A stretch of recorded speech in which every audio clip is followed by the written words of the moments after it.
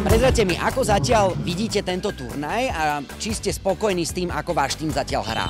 Som spokojný, pretože sme postúpili do finále a môžeme ísť. Sme postúpili do semifinále a keď vyhráme, môžeme ísť do finále a môžeme ísť aj za Hamšikom do Neapola.